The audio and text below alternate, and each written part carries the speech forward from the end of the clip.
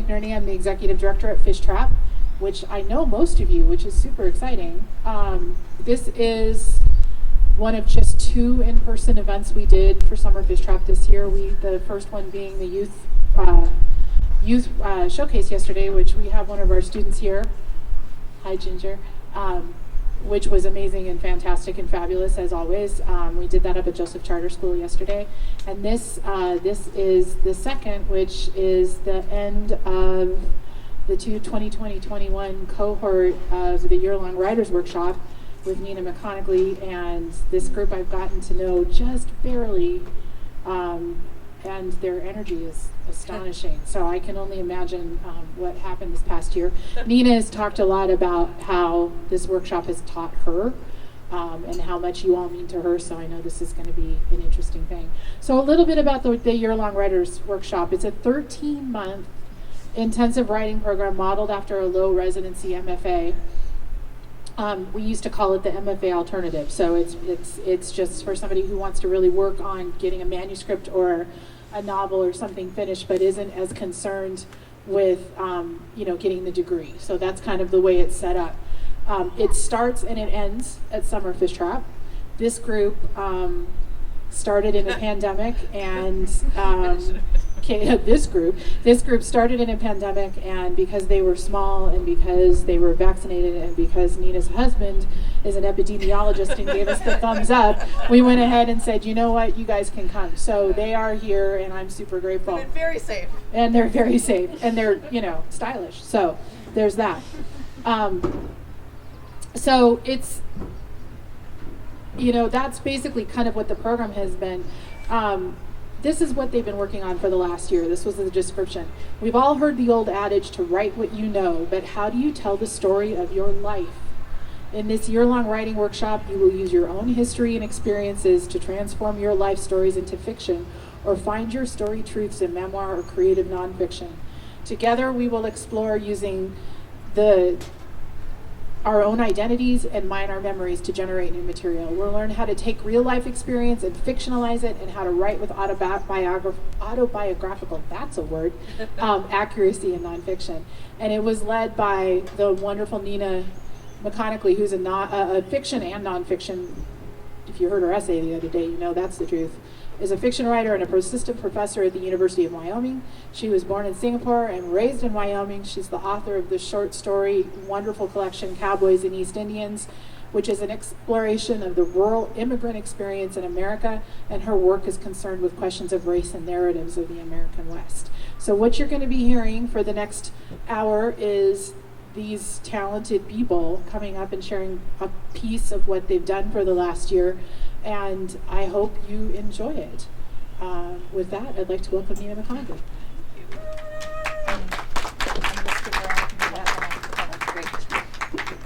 It's so nice not to read, to be able to sit back and listen to all the words of my wonderful fellow writers.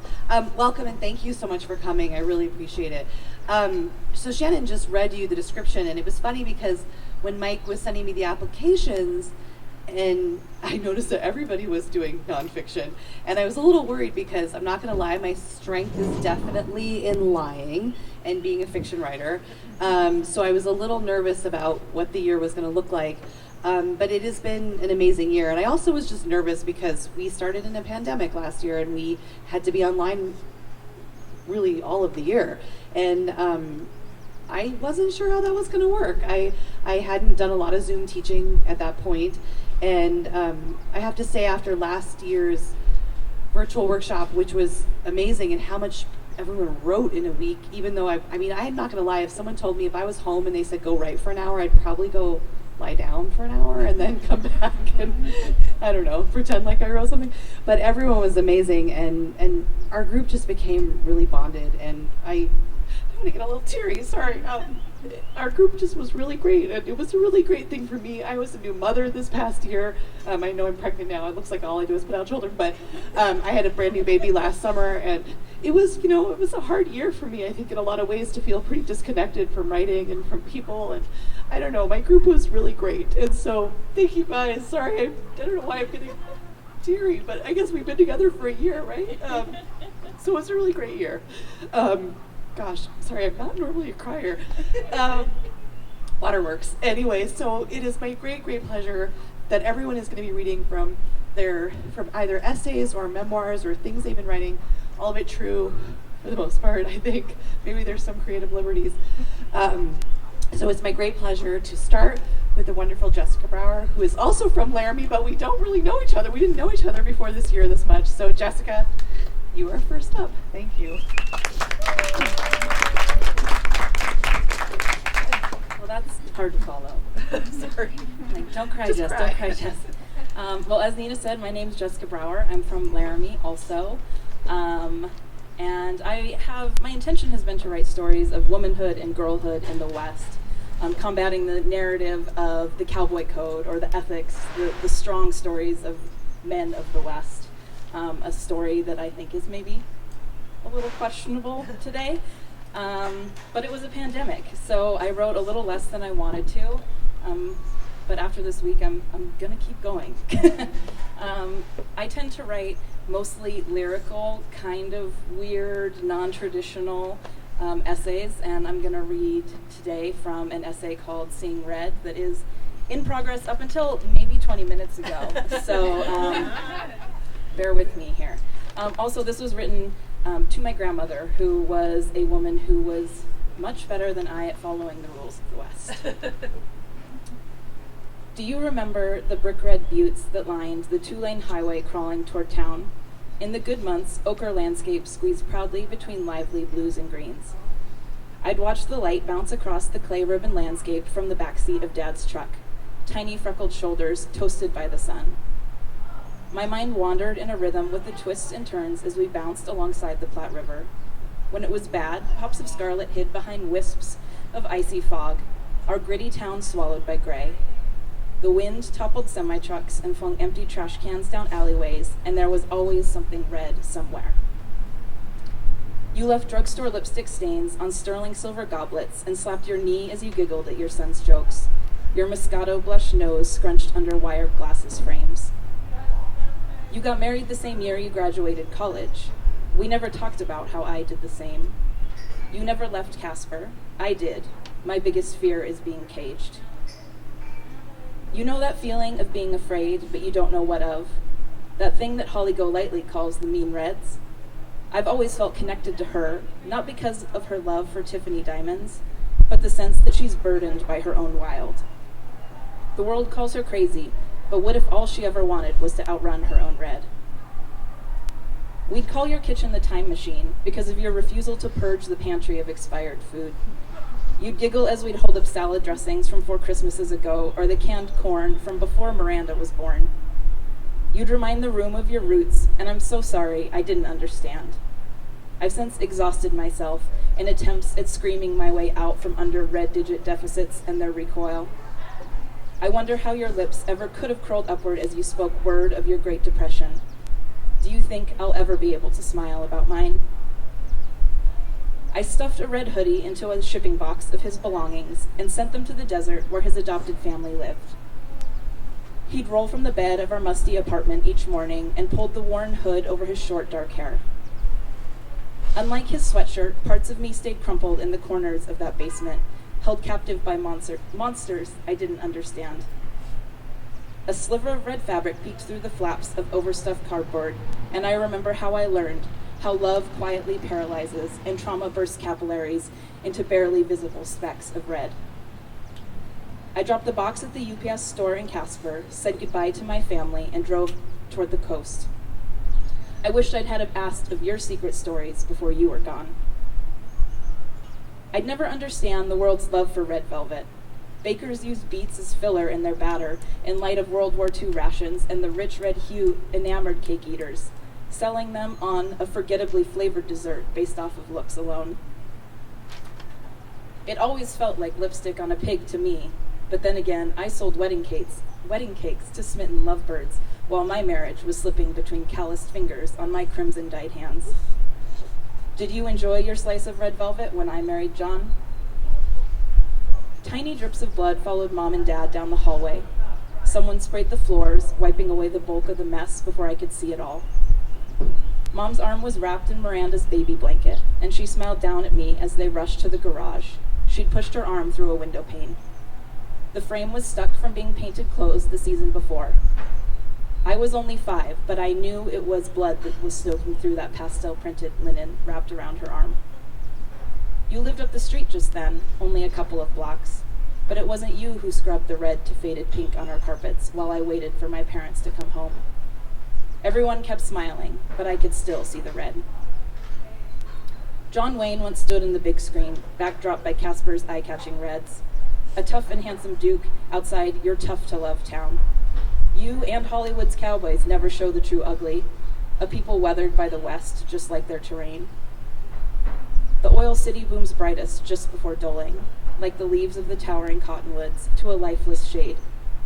Neighborhoods once buzzing with life fade to empty, distant memories lost among highway trash, tangled in snow fence outside of town. A brutal wind sweeps the city's soul away, leaving behind only the sharp burn of its wrath. Once striking swashes in the sandstone fade farther behind chilled walls of winter, as the people do the same. Weather-worn faces tucked beneath frayed Carhartt, blistered to red.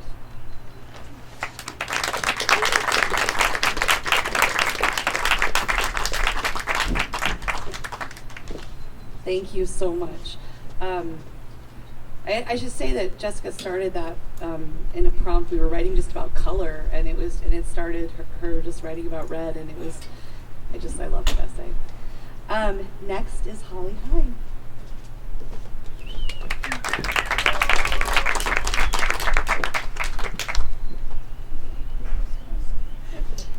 My name's Holly Hine.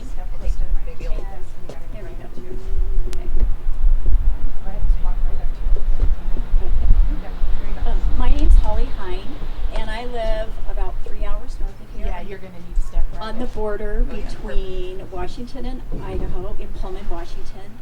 And coming to Fishtrap is always an adventure because there are 4 steep, windy grades to come down and go up to get here. But it has always been worth it to come down, no matter.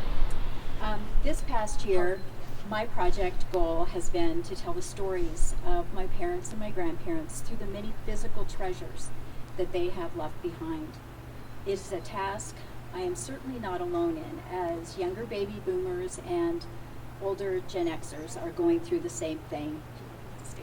Okay, going through their parents' past and making the same decisions. My first chapter is called My Museum.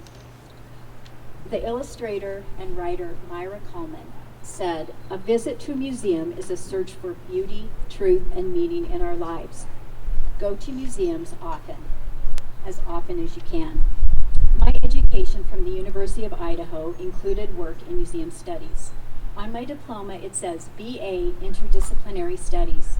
For that, I did coursework in art and architectural history, drawing and painting, ancient Greek, French, and museum studies. Even as a child, I loved museums, visitor centers, archaeological sites, old stuff.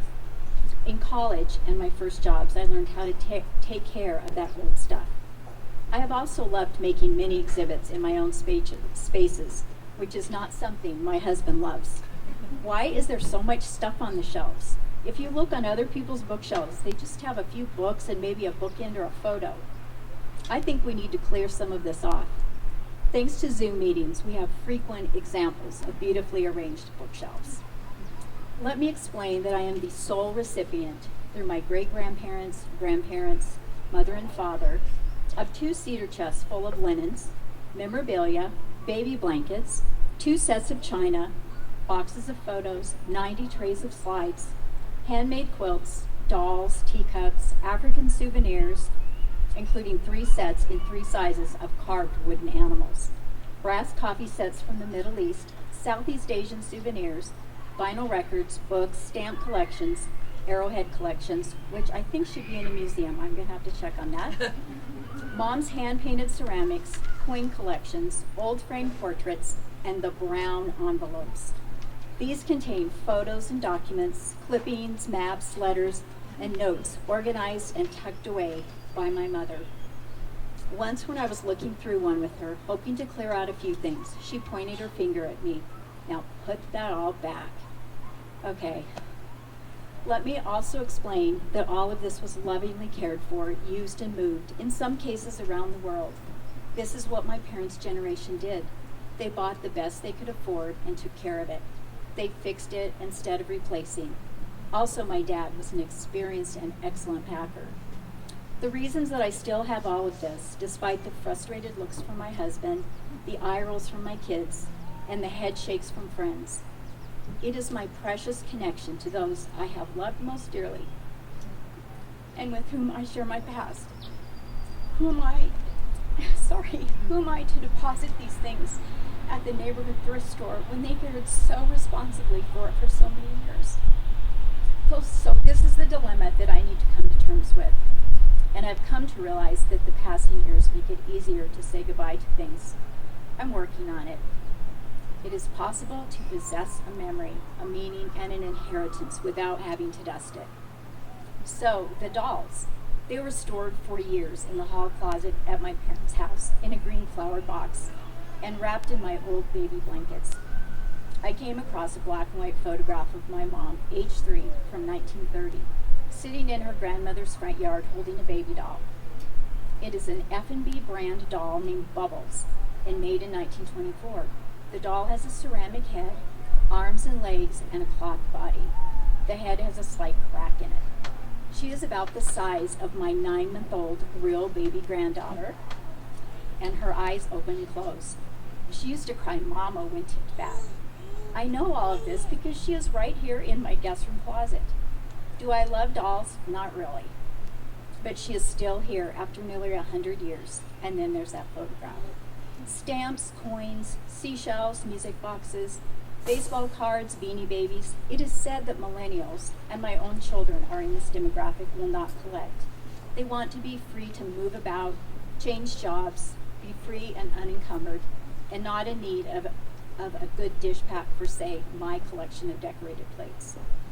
In a slower and quieter time, when the world and digital clocks were not zooming out of control, and there were fewer after-school sports and lessons, we collected stamps.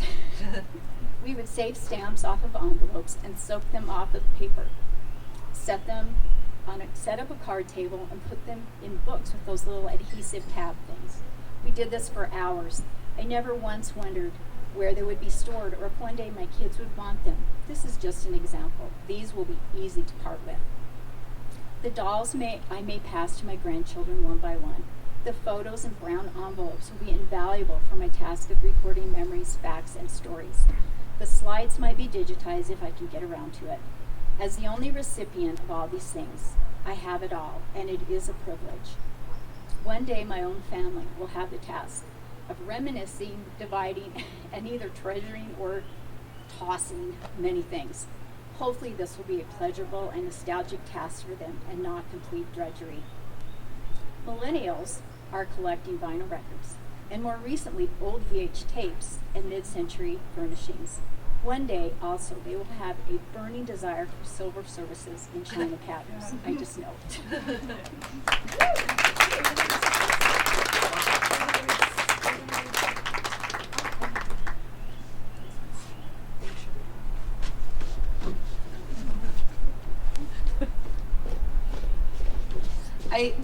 I wish you could read Holly's whole manuscript because I wish my family had the kind of things that her family has. Like, I mean, we were just talking yesterday that her dad, he was your dad, right?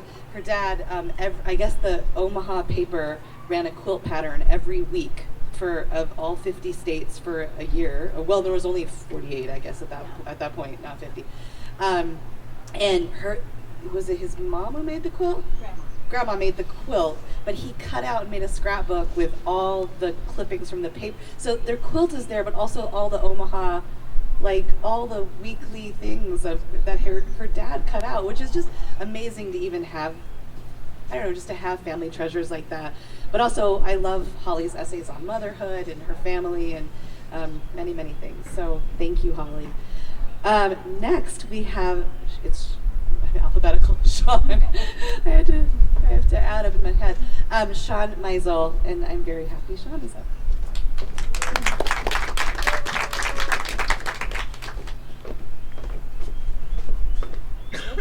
Oh, check it out. Holly and I are the same height. Hi, everybody. My name is Shawn Meisel, and I've been working on memoir for a year. My intention is to have something for my family and my kids. And let's see, to set the scene for this one, I have a brother who is 5 years younger than I am, Matt. And my mom married my stepdad, who I call Dad.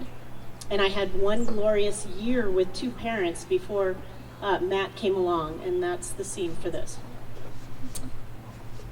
Deep into the night in Maryland, I awaken in my now dad's arms. He carries me into the neighbor's house. Your brother or sister is coming. His voice is a happy, stressed mix. He leaves me in a soft bed in a room that smells familiar enough and has a nightlight. I'm confused, but I drift back down into dreams. In the morning, I wake up to my friend jumping up and down on the mattress, yelling, "Wake up, sleepyhead!" His mother, Marcia, is a second mom to me. She asks if I want eggs, Lucky Charms, or dog food for breakfast. I find her hilarious.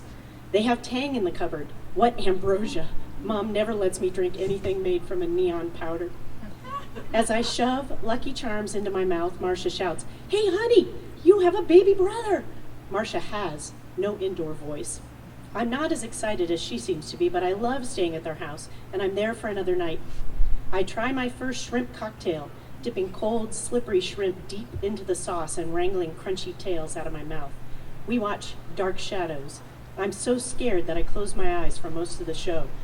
We also eat bags of potato chips and onion dip. I will associate onion dip with horror shows and my brother's arrival for the rest of my life. I meet Matthew for the first time, and I don't really understand that my entire new realm is about to be upended. He is tiny, red, angry. How can something so small and strange be so demanding? He takes up more space than I do, and Mom and Dad are his willing audience. My parents are enchanted, exhausted. Even I can see they're navigating a new passage in their marriage. I am outraged. I had a 3-person kingdom for one lousy year before the tiny intruder claimed real estate. I know he's not responsible. Some part of me knows he's innocent, but as he grows, I want retribution. And later on, that leads to the crayons. I share my room with my brother. Later, we will have matching twin beds with Snoopy and the Red Baron bedspreads. But right now, he's sleeping in a crib. At almost 2 years old, he monkeys over the rail and toddles down the hall to crawl into bed with Mom and Dad. My father's not always happy with this arrangement, but Matt is a lifetime of persistent. I don't hear him making his way down the hallway this morning, but when I head to the bathroom, I see he has crawled on top of a chair and is reaching for a high shelf in the hallway. I consider alerting Mom, but I'm also fascinated. Matt's balance is still a shaky camera at best, but his determination while standing on the chair steadies him. I step forward quietly to see what item on the shelf has captured his attention. It's my box of 64 pristine Crayola crayons. Inside that box, each crayon is sharpened and arranged by color family. The box looks almost new because I have a deep love affair with crayons. Matt is reaching, stretching as far as his hand will go, and when he touches my beloved box, I move forward in a fury and knock the chair. Matt tumbles to the carpet and lets out an impressive wail. I turn to face my mother, who is stomping into view. "He fell off the chair," I tell her. My cheeks are red with the lie. She replies, "I know you pushed him, but I am righteous. He was reaching for my crayons, and they are mine." Mom is angry, and it's powerful because she is usually our steady hand. Your brother is your responsibility and your family. You may not harm him. Matt is quieted, riveted either by her words or my embarrassment. "There will be consequences," she says as she reaches for my precious Crayolas. "Matt can color with your crayons this morning." Oh. And so, Matt sits at a table with a spill of crayons near his coloring book. The Crayola families are commingling. He wraps a fat fist around brick red and maize, then forest green and cornflower. I watch, tortured. He presses down hard on burnt sienna and it breaks in half. I make a sound. Matt looks at me, then hands me the pieces. I can't fix this. Nothing can repair. A broken crayon in the box has no place to store broken parts.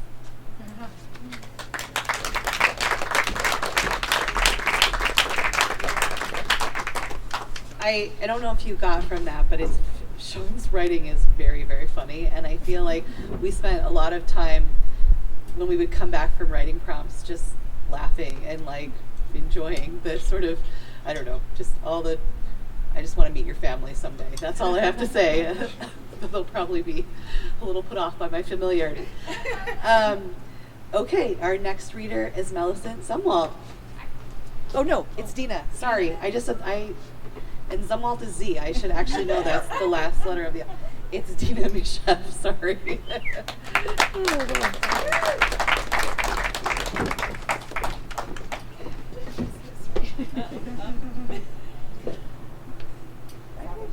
Yeah, I think that's I good. think I was going M.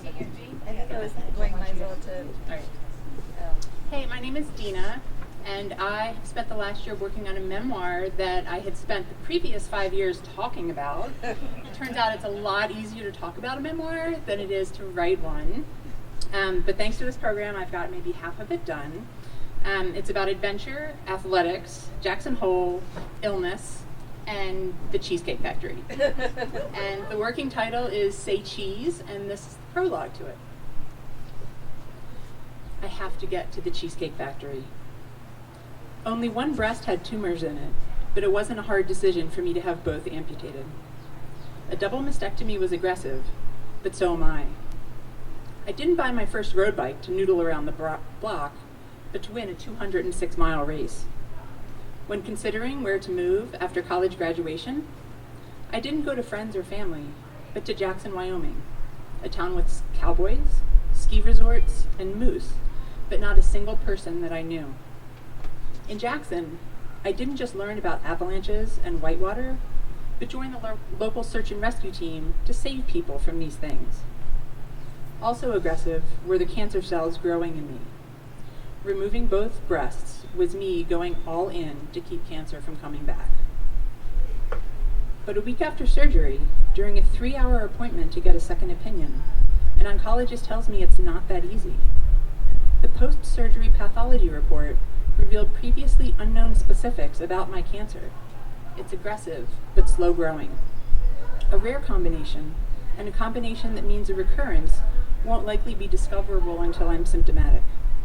If it comes back, I likely won't know it until it's big. I leave the appointment and wobble into a perfect Los Angeles day. Blue skies, cotton candy clouds, palm trees stretching the visible length of Wilshire Boulevard. As overwhelmed, dazed, and unable to think as when I first learned I had cancer 6 months earlier. I've got to get to the cheese. I walked into my first Cheesecake Factory, a chain of restaurants known for its massive menu, tackily trippy interior design, ginormous portions, and 40-plus varieties of cheesecake when I was 16. A restaurant with a passion for and preoccupation with pushing the boundaries of what is possible with cheesecake filled me with wonder, awe, and joy. In the 30 years since, the cheese has continued to be there for me, becoming my special place and sanctuary. It got me through college, breakups, a marriage, and a divorce, and helped me find a career. It was how I celebrated setting a world record for the most vertical feet skied uphill by a woman in 24 hours. A cheesecake FedExed by friends after I was diagnosed with multiple sclerosis helped me see life would go on. Why was this appointment the very first one since my diagnosis that I insisted on going to by myself? In 1992, the cheese I walked into in Northwest Washington, D.C. was only the 6th cheese in the country. Standing on a sidewalk in Beverly Hills in 2014, there are more than 190 cheeses across the U.S., and even rumors of a handful opening soonish in the Middle East and Asia. I did not decide to have surgery at a California hospital 1,000 miles from my home in Wyoming because, 1, Wyoming is one of only a handful of states that are cheeseless, and 2, Los Angeles is the single best place in the entire world to be if you find yourself in sudden, desperate need of the cheese. But because it was a surgical team in Beverly Hills who did the type of breast reconstruction I wanted, I knew the balm of sweet corn tamale cakes, famous factory meatloaf, and Reese's peanut butter cup chocolate cake cheesecake would be available when needed. I need the cheese. From the sidewalk in front of the medical center, I require no map to get to the nearest cheese. It is a mile away and is the same cheese where, 10 days ago, my mom, my boyfriend, friends from high school and college, and I took my natural breasts out to dinner for the very last time. If I was not a former junior Olympic race walker and a current adult who would rather be outside being chased by angry moose than inside a car or a building, I'd summon a Lyft or Uber. I walk. I made it. Of course the cheese isn't magic. I mean, a burrito the size of my oldest niece the first time I held her, and cheesecake stuffed with cookie dough are magic.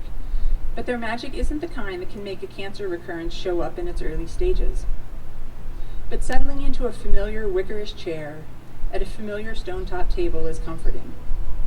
I've gone to the cheese because of horrible things, but the worst thing that has ever happened to me at the cheese is overeating to the point a button popped off my pants. Here, I am safe. I've long had the cheese's menu memorized, but I still flip through it, and I see it in a wholly fresh light. The main people, events, and places in my life each have a cheese menu equivalent. Cancer is obviously low-licious cheesecake.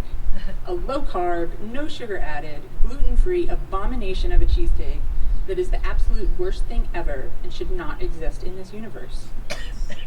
Jackson Hole, the mountain in Eden where I've now lived for more than 20 years, is shepherd's pie because its showy exterior is amazing, but there is so much more amazingness hidden beneath. My first husband is the fire-roasted fresh artichoke. Prickly on the outside, but if you're willing to work to get to it, warm and substantial at heart. My second husband is sweet corn tamale cakes, an appetizer I long considered boring, but really just lack the life experience and patience to appreciate the complexity of. I'm Adam's peanut butter cup fudge ripple cheesecake, a cheesecake stuffed with caramel, peanut butter, and pieces of Butterfingers and Reese's peanut butter cups, inside a crust made from Oreo cookies. An overachieving, adventurous cheesecake. It is as silly and improbable as it is well-intentioned.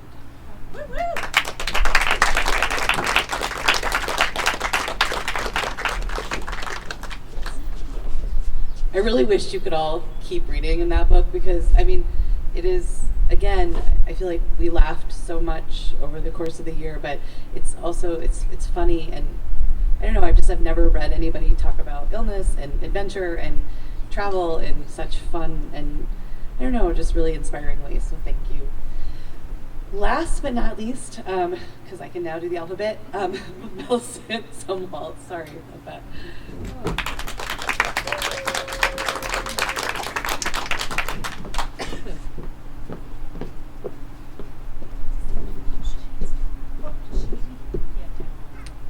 Is this okay? Yeah. Okay. Hi, my name is Millicent Zumwalt, and my focus for this past year has been on writing a series of independent, standalone essays versus a singular book-length manuscript. And my essays focus largely on themes of family and class, specifically working poor and place. I grew up here in Oregon, in farm country outside of Woodburn, and I've since lived in New York City and San Francisco, and now I'm back in Oregon, up in Portland. And today I'm going to read to you the first half of an essay called Games of Chance. There was the night Mom accosted Dad about their future. What can we do to get more money? I don't want to keep working forever. Don't you ever think about retirement? She asked, her desperation filling the space between them. I've never thought about retirement, he replied, as if he were Peter Pan and would never grow to an age where a word like retirement applied to him. She was already 50. He was pushing 57. The next morning, Dad approached Mom in the kitchen. I've been thinking about what you said, and I have a plan. She paused, mid-wiping of the counters, mid-loading of the dishwasher, mid-preparation of her day's sack lunch. "You do?" she sighed. A sense of relief began to wedge its way into her bones, into her blood. She thought he would share ideas about getting a second job or how to identify a high-interest savings account. "What is it?" she inquired, allowing hope to seep into her voice. "We can play Keno," Dad responded. Mom turned her back to him, exasperated, finished packing her lunch, and left for work. I didn't know it at the time, but the Oregon State Lottery was voted into existence in 1984, fully launching when I was 6 years old on April 25th, 1985. Within the first 24 hours of operation, the number of ticket sales, approximately 3 million, exceeded the entire population of the state at the time, 2.7 million. My parents, spurred on by my dad's fervor, caught lotto fever from the very beginning. As a child, I helped my mom with the grocery shopping each weekend. After winding our way through aisles of milk and bread and bananas, we picked up a carton of cigarettes for Dad, then culminated the journey at the emerald green lottery machine by the exit. Mom bought several tickets, playing the numbers Dad gave her, purchasing a quick pick or two, depending on the size of the jackpot and Dad's instructions, then selecting her own numbers, maybe even letting me choose a few. Mom played the games for fun, and because it was important to Dad. Dad played the games like a religion, because he believed. Mom and Dad entered both drawings each week, Oregon's Megabucks and the National Jackpot Powerball, and gave scratchers for presents at birthdays and Christmas. I guess Dad figured adding Keno to the mix would diversify their portfolio. For $1 apiece, the lottery machine spat out rectangular slips of salmon-colored paper with faint gray numbers imprinted on them. Even as a kid, I never believed these random assortments of digits had the power to reverse our fortune. I figured we probably had better odds with more practical tactics, like wishing wells and birthday candles. A discarded pile of losing tickets and scratched-off scratchers could always be found lying about, in Dad's car tucked behind the sun visor and shoved into the glove box, or nestled onto counters in between his prescriptions and pens and keys. The thought being that one day the lottery would manifest our destiny. One day our lives would change for the better. One day we would be winners. Well, that's what Dad said. There was the afternoon Dad sent Mom across the state line for lottery tickets. The Washington jackpot had soared to new heights, and Dad knew this was going to be the one. The drive up to Washington took over an hour. The wait in the parking lot while Mom procured the tickets seemed to take equally as long. I sat in the back seat of the car, 8 years old and antsy. My brother, 7 years my senior, sat in the front seat while Mom entered a low-slung building with deteriorating clapboard siding, a glowing neon sign on the exterior indicating the establishment was an authorized lottery vendor. Staring out the window at the dusty pavement, engines revving as cars came and went, the scent of exhaust hanging in the air, I kept hoping for time to skip ahead on fast forward so we could get on with our lives. Mom worked long hours, nights and weekends, in nursing homes and hospitals. Our time together for anything beyond completing chores was limited. Why couldn't we have spent the day at a park or at the movies? Every time the door to the bar swung open, it allowed a glimpse into the gaping black hole of the tavern's interior. When Mom finally emerged from the vortex, a cloud of smoky air followed. Her irritation was palpable. Let's get out of here. The line in there for tickets was ridiculous. Over the years, Oregon voters have elected to use a percentage of lottery funds for public programs. Every time Dad learned about the passing of some new legislation, siphoning off lottery revenue for education or state parks, he would lament, "The state is really screwing us over. The money we put into the lottery is supposed to go back into the winnings, and they keep taking more and more out for this other stuff." Although the Oregon State Lottery's website says a cross-section of people play the various games, I'm doubtful of this fact. Sure, there might be a couple middle-class constituents who purchase scratchers in a tongue-in-cheek way as a gag gift, or an office crew who go in on a pool when the jackpots get high. But these are not the people who sustain the lottery. The lottery is propped up by a working class congregation of folks exhibiting steadfast devotion to the idea these games will transform their existence. People like my dad, who thought there was nothing more sensible than inserting a dollar bill into a vending machine in order to turn life's hardships into luxury. Because if that didn't work, what other options existed?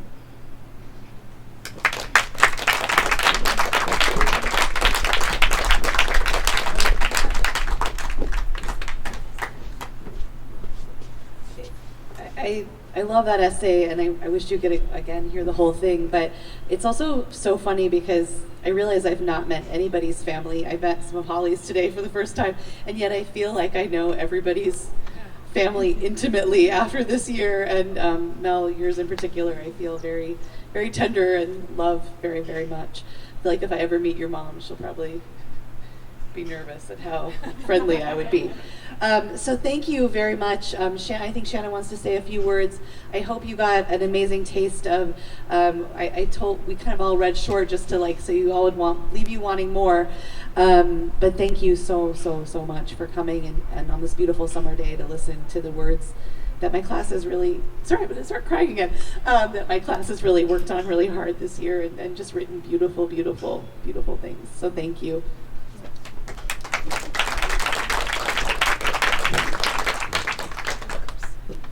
That's the best Saturday afternoon I've spent in a while. So thank you very much. I have to tell you, Mel, that I was a senior in high school when the lottery launched, and I remember I had forgotten about this till you read it.